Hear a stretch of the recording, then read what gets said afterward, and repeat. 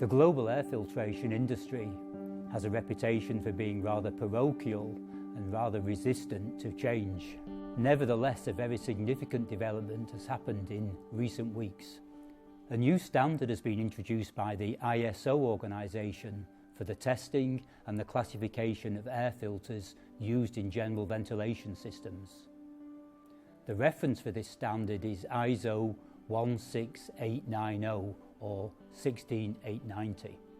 Of great significance is the fact that this standard has global applicability, and as if to reinforce that point, the decision making was 100% voted positive by all countries around the world.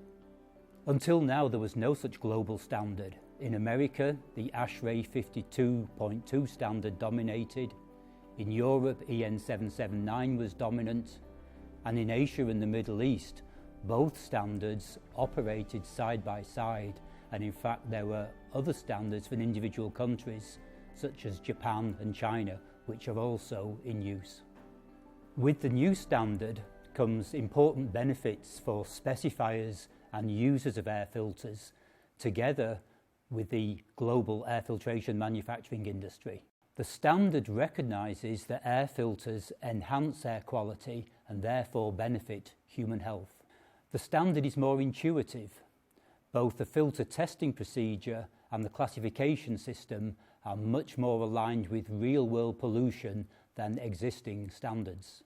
The standard is globally applicable, and this will eliminate confusion and also invalid attempts to compare results between existing different standards. The global applicability will also remove a barrier to trade.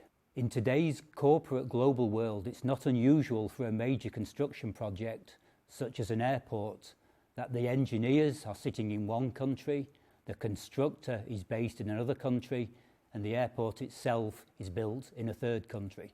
The standard will provide a level playing field for the air filter manufacturing industry. It'll be easier to compare products on a level basis and make proper comparisons. In my opinion, this will serve to drive innovation and customer benefit. And at the other end of the scale, I believe it will serve to eliminate from the marketplace some of the low-performing products which probably shouldn't be there. When you compare the new standard with the two existing dominant standards, it's easy to see that the new standard has taken the advantages from the existing standards and eliminated the disadvantages. Overall, this contributes to a much better testing procedure and classification system. One of the most significant advantages of the new standard is that it requires that filter efficiency must be measured against the fine particle fraction, so-called PM1. This is all particles which are sized less than 1 micron. And this test must be done on the new filter and repeated again when any electrostatic charge on the filter has been removed or dissipated. And this is because the presence of an electrostatic charge can artificially enhance performance in the laboratory. However, in real-world applications, electrostatic charges are lost and there is no addition to performance.